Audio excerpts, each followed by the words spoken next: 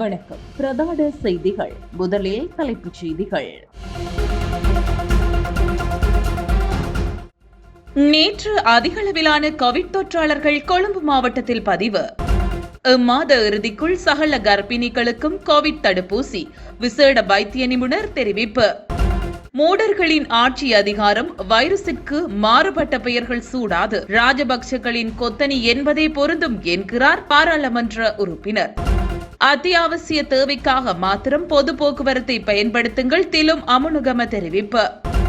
எந்தவொரு பெரும்பான்மை அரசாங்கமும் தமிழர் பிரச்சினையை தீர்த்து வைக்க அக்கறை காட்டவில்லை என்கிறார் ராதாகிருஷ்ணன். தமிழுக்கென தனியாக அலுவலகம் அமைக்காதது ஏன்? தொல்லியல் துறைக்கு சென்னை உயர்நீதிமன்றம் கேள்வி. வேளாண் சட்டத்திற்கு தமிழ்நாட்டில் எதிர்ப்பு இல்லை, அண்ணாமலை தெரிவிப்பு. இனி விரிவான செய்திகள். நாட்டில் நேற்று பதிவான 2922 கோவிட்-19 நோயாளர்களில் அதிகமானோர் கொழும்பு மாவட்டத்தில் பதிவாகியுள்ளனர். கோவிட்-19 பரவல் கட்டுப்பாட்டு தேசிய செயற்பாட்டு மையத்தின் 4ஆம் அறிக்கையின்படி கொழும்பு மாவட்டத்தில் 511 பேருக்கு கோவிட்-19 தொற்று உறுதியாகியுள்ளது. கம்பஹாவில் 402 பேருக்கும், களுத்துறையில் 363 பேருக்கும், கண்டியில் 99 பேருக்கும், குருநாகலில் 32 பேருக்கும், காலியில் 287 பேருக்கும், யாழ்ப்பாணத்தில் 97 பேருக்கும் தொற்று உறுதியாகியுள்ளது. கேகாலையில் 76 பேருக்கும், புத்தளத்தில் 64 பேருக்கும், அனுராதபுரத்தில் 70 பேருக்கும், மாத்தறையில் 39 பேருக்கும், பொலனறுவையில் 30 பேருக்கும், அம்பாறையில் 78 பேருக்கும், நுவரேலியாவில் 61 பேருக்கும் தொற்று உறுதியாகியுள்ளது. ரத்னபுரியில் 58 பேருக்கும், ஹம்பாத்தோட்டையில் 171 பேருக்கும், பதுளையில் 78 பேருக்கும், மட்டக்களப்பில் 45 பேருக்கும், மொனராகலையில் 105 பேருக்கும், கிளிநொச்சியில் 3 பேருக்கும் தொற்று உறுதியாகியுள்ளது. முல்லைத்தீவில் 4 பேருக்கும், திருகோணமலையில் 71 பேருக்கும், மாத்தளையில் 138 பேருக்கும், வவுனியாவில் 16 பேருக்கும், மன்னாரில் 6 பேருக்கும் தொற்று உறுதியாகியுள்ளதாக கோவிட்-19 பரவல் கட்டுப்பாட்டு தேசிய செயற்பாட்டு மையம் தெரிவித்துள்ளது. கோவிட் தடுப்பூசி ஏற்றிக்கொண்டதன் பின்னர் பிரசவம் இடம்பெற்ற தாய்மாருக்கும் சேய்க்கும் எவ்வித பாதிப்புகளோ அல்லது பக்க விளைவுகளோ ஏற்படவில்லை. எனவே எவ்வித அச்சமும் இன்றி இம்மாத இறுதிக்குள் சகல கர்ப்பிணிகளுக்கும் தடுப்பூசிகளை பெற்றுக் கொள்ளுமாறு கேட்டுக்கொள்வதாக மகப்பேற்று மற்றும் நரம்பியல் விசேட வைத்திய நிபுணர் பிரதீப் டி சில்வா தெரிவித்துள்ளார். அவர் மேலும் கூறுகையில், இம்மாதம் 24 தொடக்கம் 31ஆம் தேதி வரையிலான ஒரு வார காலத்தை கர்ப்பிணிகளுக்கு தடுப்பூசி வழங்கும் பணிகள் நிறைவு செய்வதற்காக பயன்படுத்திக் கொள்ளுமாறு சுகாதார சேவைகள் பணிப்பாளர் நாயகத்தினால் ஆலோசனை வழங்கப்பட்டுள்ளது. தடுப்பூசி பெற்றுக் கொண்டதன் பின்னர் பிரசவத்தின் பின்னர் கூட தாய்க்கும் சேய்க்கும் எவ்வித பாதிப்புகளோ அல்லது பக்க விளைவுகளோ ஏற்படாது. கோவிட் தொற்றிற்கு உள்ளாகி உயிரிழந்த கர்ப்பிணிகளில் பெருமளவானோர் முழுமையாக தடுப்பூசி பெறாதவர்கள் ஆவர். அதிர்ஷ்டவசமாக ஒரு தடவையேனும் தடுப்பூசியை பெற்றுக்கொண்ட கர்ப்பிணிகள் தொற்றிற்கு உள்ளானாலும் அவர்கள் பாரிய பாதிப்புகளுக்கு முகம் கொடுக்கவில்லை. எனவே இம்மாத இறுதிக்குள் சகல கர்ப்பிணிகளுக்கும் தடுப்பூசிகளை பெற்றுக்கொள்ள வேண்டும் என்று கேட்டுக்கொள்கின்றோம். கோவிட் தடுப்பூசியை பெற்றுக்கொள்வதால் பெண்கள் அல்லது யுவதிகளுக்கு திருமணத்தின் பின்னர் குழந்தையின்மை ஏற்படுவதற்கான எந்த வாய்ப்பும் இல்லை. காரணம், கோவிட் தொற்று கர்ப்பத்திற்கும் எவ்வித தொடர்பும் கிடையாது. எனவே வீண் அச்சமடைய தேவையில்லை என வைத்தியர் தெரிவித்துள்ளார். நாட்டு மக்கள் இனிவரும் காலங்களில் ஒரு சில ஊடகங்களின் போலியான பிரசாரத்திற்கு ஏமாந்து மூடர்களிடம் ஆட்சி அதிகாரத்தை ஒப்படைக்காமல் இருக்க வேண்டும்.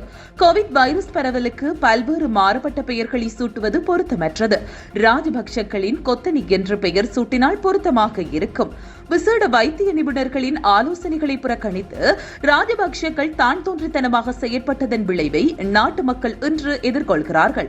ஜனவரி மாதமளவில் நடந்த தீர்மானிக்கப்பட்டுள்ள மாகாண சபை தேர்தலை கருத்தில் கொண்டே அரசாங்கம் முறையான சுகாதார வழிமுறைகளை செயற்படுத்தாமல் தடுப்பூசி செலுத்தும் பணிகளை துரிதப்படுத்தியிருக்கிறது. மிகுதியாக உள்ள நாட்டு மக்களை பாதுகாக்க வேண்டுமாயின் ஊடக கண்காட்சியை நடத்தும் கோவிட்-19 வைரஸ் ஒழிப்பு செயலணியை நீக்கி வைத்திய நிபுணர்களின் தலைமையிலான குழுவை நியமித்து வைரஸ் பரவலை கட்டுப்படுத்தும் முறையான நடவடிக்கைகளை செயற்படுத்த வேண்டும்.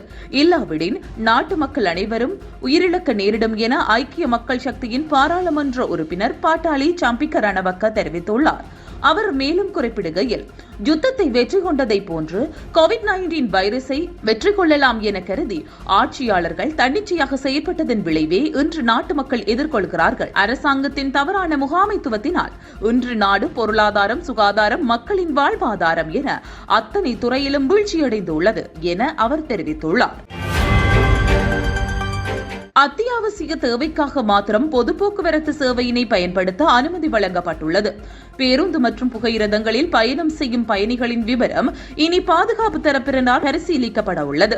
இலங்கை போக்குவரத்து சபையின் பல்வேறு சேவையாளர்களில் 285 பேர் கோவிட் தொற்றுக்குள்ளாகியுள்ளார்கள். இவர்களுக்கு எதிர்வரும் திங்கட்கிழமை முதல் களுத்துறையில் உள்ள சாரதி கல்லூரியில் சிகிச்சை அளிக்கப்படும். எதிர்வரும் வாரங்களில் இது தீர்மானிக்கத்தக்கது. ஆகவே பொதுமக்கள் மிகவும் அவதானத்துடன் செயற்பட வேண்டும் என போக்குவரத்து மற்றும் சமுதாய போலீஸ் சேவைகள் ராஜாங்க அமைச்சர் திலும் அமுனுகம தெரிவித்துள்ளார். அவர் மேலும் குறிப்பிடுகையில், பொது போக்குவரத்து சேவையினை முழுமையாக முடக்கும் தீர்மானம் இதுவரையில் எடுக்கப்படவில்லை. பொது போக்குவரத்து சேவையில் கோவிட்-19 பரவலை ஏற்படுத்துவதற்கு ஒரு காரணியாக அமைந்துள்ளது என சுகாதார தரப்பினர்கள் குறிப்பிட்டுள்ளார்கள். ஆகவே பொதுமக்கள் அனாவசிய தேவைக்காக பொது போக்குவரத்து சேவையினை பயன்படுத்துவதை தற்காலிகமாக தவிர்த்துக் கொள்ள வேண்டும் என அமைச்சர் திலும் அமுனுகம தெரிவித்துள்ளார். எந்தவொரு பெரும்பான்மை அரசாங்கமும் இதய சுத்தியுடன் தமிழர்களின் பிரச்சினை தீர்த்து வைப்பதில் அக்கறை காட்டவில்லை. எனவே அந்த நிலைதான் இந்த அரசாங்கத்திலும் தமிழர்களுக்கு நடக்கும். இந்த அரசாங்கம் தமிழர் பிரச்சினையை தீர்த்து வைக்கும் என்று எதிர்பார்க்க முடியாது என மலையக மக்கள் முன்னணியின் தலைவரும் நுவரெலியா மாவட்ட பாராளுமன்ற உறுப்பினருமான வேலுசாமி ராதாகிருஷ்ணன் தெரிவித்துள்ளார். நுவரெலியாவில் இன்று இடம்பெற்ற ஊடகவியலாளர் சந்திப்பில் கலந்து கொண்டு கருத்து தெரிவிக்கையிலேயே அவர் இவ்வாறு தெரிவித்துள்ளார். அவர் மேலும் கருத்து தெரிவிக்கையில், தமிழர்களின் பிரச்சினை தொடர்பான பேச்சுவார்த்தையை நாம் 2 விதமாக பார்க்கலாம். இன்று யுத்தத்திற்கு முன்பு, இரண்டாவது யுத்தத்திற்கு பின்பு. முன்பு அரசாங்கம் பிரபாகரனுடன் பேச்சுவார்த்தை நடத்தியது. அந்த பேச்சுவார்த்தையும் தோல்வியில் தான் போய் முடிந்தது. அதற்கு 2 தரப்பினரும் காரணம். யாரும் ஒருவரை ஒருவர் விட்டுக் கொடுக்கவில்லை என நீ பெரியவனா நான் பெரியவனா என்ற போட்டியில் பேச்சுவார்த்தை தோல்வியில் முடிவடைந்தது. அரசாங்கம் யுத்தத்தில் வெற்றி பெற்றது. இரண்டாவது கட்ட பேச்சுவார்த்தை யுத்தத்தின் பின்னரானது. உண்மையிலாக இந்த பிரச்சினைக்கு தீர்வை பெற்றுக் கொடுக்க வேண்டுமாக இருந்தால் அதனை முன்னாள் ஜனாதிபதியும் இன்றைய பிரதமரும் மஹிந்த ராஜபக்ஷ செய்திருக்க வேண்டும். இதற்கு காரணம், யுத்தத்தை வெற்றி கொண்ட பெரும்பான்மை சிங்கள மக்கள் மத்தியில் பெரும் மதிப்பை கொண்டிருந்த ஒருவர். அவர் நிலைமையை நாட்டு மக்களுக்கு தெளிவுபடுத்தி தீர்வை பெற்றுக் கொடுத்திருந்தால் நிச்சயமாக சிங்கள மக்கள் எதிர்த்திருக்க மாட்டார்கள். ஆனால் அவர்கள் அதை செய்யவில்லை. காரணம், தனக்கு செல்வாக்கு சரிந்துவிடும் என்கின்ற பயமே. பின்பு வந்த நல்லாட்சி அரசாங்கமும் இதனை இந்திய சுத்தியுடன் அணுகவில்லை. பிரதமர் ரணில் விக்ரமசிங்க கூடுமானவரை தமிழ் தேசிய கூட்டமைப்பின் உதவிகளை பெற்றுக்கொண்டு அவர்களின் பிரச்சனைகளை இழுத்தடிப்பு செய்தே காலத்தை கடத்திவிட்டார். இன்று மீண்டும் ஆட்சியில் உள்ள GL பீரேஸ் மற்றும் பசில் ராஜபக்ஷ ஆகியோருடன் பேச்சுவார்த்தை நடத்த தமிழ் தேசிய கூட்டமைப்பை எதிர்பார்த்திருப்பதாக செய்திகள் வெளிவருகின்றன. அது எந்த அளவு சாத்தியமானது என்பது கேள்விக்குறியே. ஏனெனில் தொடர்ச்சியாக இடம்பெற்ற பல பேச்சுவார்த்தைகள் மோசடியில் இருந்ததே என அவர் தெரிவித்துள்ளார். தொடர்பது வெளிநாட்டு செய்தி. அதிக கல்வெட்டுகளை கொண்ட தமிழுக்கென தனியாக அலுவலகம் அமைக்காதது ஏன் என மத்திய தொல்லியல் துறைக்கு சென்னை உயர் நீதிமன்றத்தின் மதுரை கிளை கேள்வி எழுப்பியுள்ளது. தமிழ்நாட்டின் தாமிரபரணி ஆற்றுப்படுகை கிராமங்களில் அகழ்வாய்வு நடத்த கோரி எழுத்தாளர் S. காமராஜ் மனு தாக்கல் செய்திருந்தார். மதுரை சமணர் படுக்கை உள்ளிட்ட பழங்கால அடையாளங்களை பாதுகாக்க கோரி நாகமலை, புதுக்கோட்டை ஆனந்தராஜ் மனு தாக்கல் செய்திருந்தார். இந்த மனுக்கள் மீதான விசாரணை நீதிபதிகள் கிருபாகரன், துரைசாமி அமர்வு முன்பாக விசாரணைக்கு வந்தது. தொல்லியல் துறை தொடர்பில் டெல்லியில் இருந்து நம்பிராஜன் மற்றும் அஜய் ஜாதவ் ஆகியோர் காணொலி வாயிலாக ஆஜராகினர். இதன்போது இதுவரையில் படியெடுக்கப்பட்ட கல்வெட்டுகளின் விவரங்கள் குறித்து நீதிபதிகளின் கேள்விக்கு பதிலளித்தார்கள். இதுவரை மொத்தமாக 86,000 கல்வெட்டுகள் படியெடுக்கப்பட்டிருப்பதாக கூறப்பட்டிருக்கிறது. அவற்றில் 27,000 கல்வெட்டுகள் தமிழ் கல்வெட்டுகள், 25,756 கல்வெட்டுகள் சமஸ்கிருத மொழிகளை சார்ந்தவை. எனவே 9,400 கல்வெட்டுகள் கன்னட மொழிக்கானவை என்பது உள்ளிட்ட விவரங்கள் தெரிவிக்கப்பட்டன. தொல்லியல் துறை வெளியிட்ட தரவுகளோடு ஒப்பிடுகையில் தமிழ் மொழி கல்வெட்டுகள் குறித்த விவரங்கள் குறைவாக குறிப்பிடுவது போல் தெரிகிறது. எனவே அப்போது கூறிய நீதிபதிகள், அதிக கல்வெட்டுகளை கொண்ட தமிழுக்கென தனியேன் அலுவலகத்தை நீங்கள் அமைக்கவில்லை என்கின்ற கேள்விகளை எழுப்பினர். தொடர்ந்து சென்னையில் இருந்த கிளை அலுவலகத்தின் பெயர் என்ன என்ற நீதிபதியின் கேள்விக்கு தொல்லியல் துறை திராவிடன் கிளை அலுவலகம் பதிலளித்தது என்பது குறிப்பிடத்தக்கதாகும். வேளாண் சட்டத்தை எதிர்த்து தமிழ்நாட்டில் யாரும் போராடவில்லை என பாஜக தமிழ்நாடு மாநில தலைவர் அண்ணாமலை தெரிவித்துள்ளார். சென்னை தி நகரில் உள்ள பாஜக தலைமை அலுவலகத்தில் மத்திய அரசின் வேளாண் சட்டங்கள் குறித்து தமிழ் கையேட்டினை வெளியிடும் நிகழ்வில் கலந்து கொண்ட அண்ணாமலை வேளாண் சட்டத்தை எதிர்த்து தமிழ்நாட்டில் யாரும் போராடவில்லை என பேட்டியளித்துள்ளார். மேலும் இந்தியாவில் விவசாயிகளுக்கு பாஜக அரசு செய்து வரும் திட்டங்களை இதுவரை யாரும் செய்தது இல்லை.